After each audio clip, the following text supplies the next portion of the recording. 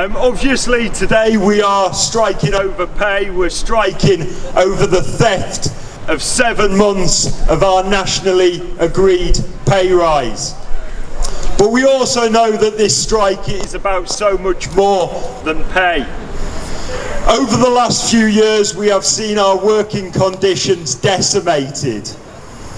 We have seen skyrocketing workloads, workload intensification beyond anything any of us would have imagined. Falling pay 20% below inflation over the last decade. The failure to act on zero-hour contracts, on abolishing zero-hour contracts, regardless of the agreement that we had in place with this employer. More and more staff going off with stress, depression and anxiety. Our workers have been through the mill. But this is also about our students' learning conditions. Our working conditions are our students' learning conditions. Mismanagement has led to demoralised staff, increase in class sizes, the eradication of module choice. This is not a good deal for our young people. And the causes of this undoubtedly has been very poor local decision making. Maybe if someone in management had typed in the fate of provincial unis opening London satellite campuses into ChatGPT, they'd have got an answer in the space of a couple of minutes as to how that latest little adventure was likely to play out. Investing in buildings, no one is opposed to investing in decent buildings, decent learning environments for our students.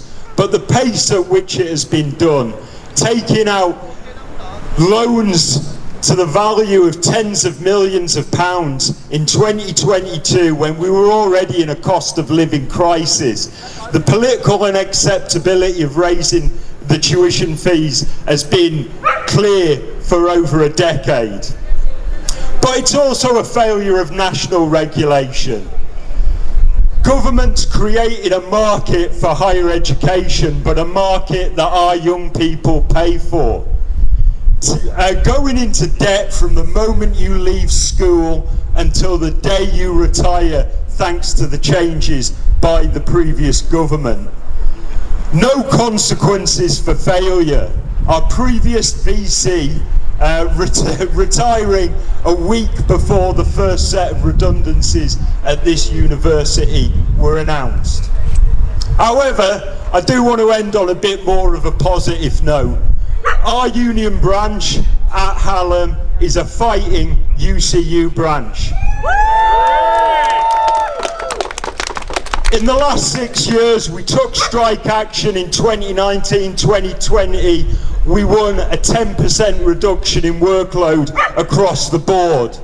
In 2022, we won back the holiday pay that was being stolen by from our associate lecturer members. In 2024, just last year, we managed to overturn the worst of the attacks on our contracts, pay protection, redeployment and union facility time. And this year, even through the threat of strike action, we managed to win back 4 months of that stolen nationally agreed pay rise. When we fight, we win. Solidarity. Not working. Right. I'll shout then. Project, yeah. My name's Joe Wheatley, I'm a GMB officer for the GMB, and I'm here with our members today along with all of you because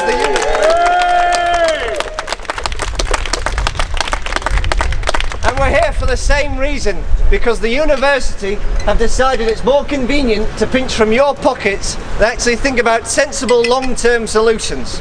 We know that management have repeatedly made mistakes. One of those big mistakes is investing in circa £10 million to a London campus that doesn't represent Sheffield Hallam University, and it will result in lower pay terms and conditions for those in facilities. And we say no to that. We say no to management's taking of our money, and we say put it in our pockets because we're the ones who keep this university afloat, we're the ones who make it work, and we're tired of the management blaming us, coming to us, cutting our pay terms and conditions. Enough is enough. Solidarity, comrades.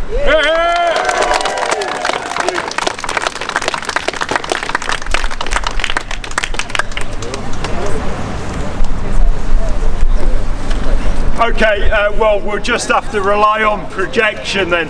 Fortunately, a lot of us are teachers, so that shouldn't be a problem. I'd now like to invite Ben Abel, our branch secretary, who's led us through this dispute, to say a few words. Ben.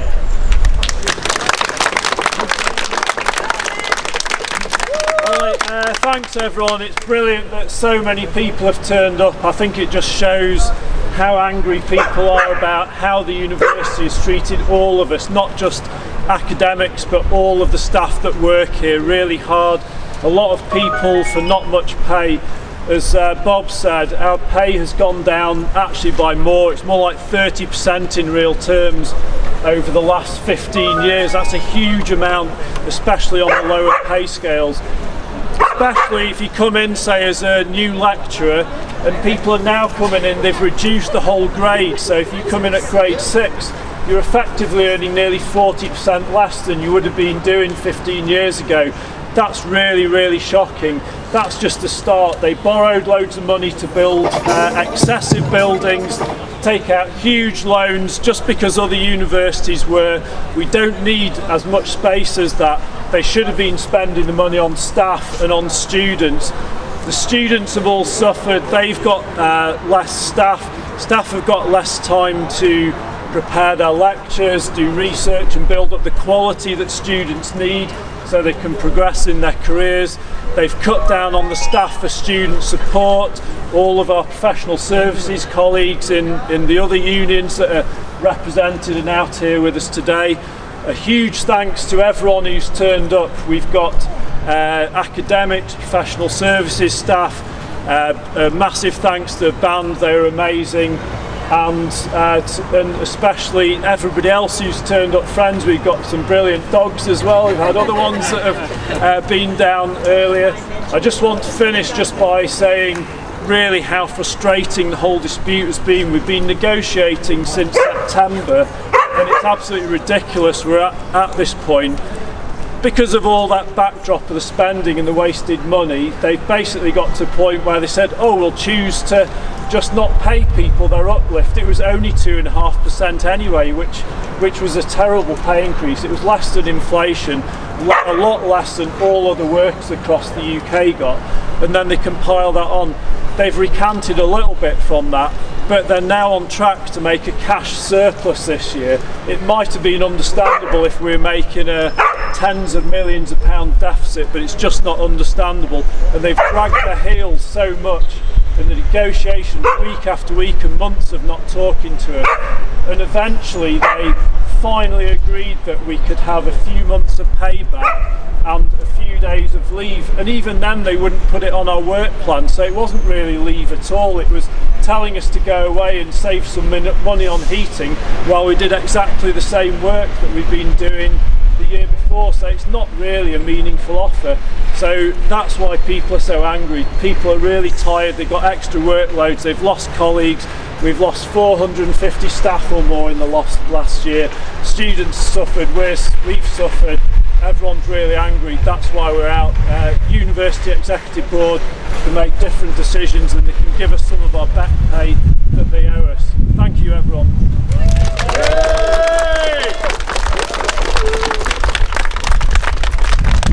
Anyone else would like to say a few words? No? Okay, well, we'll get the music back on. We're going to be picketing for another 20 minutes. We're going to be here from 8:30 tomorrow morning.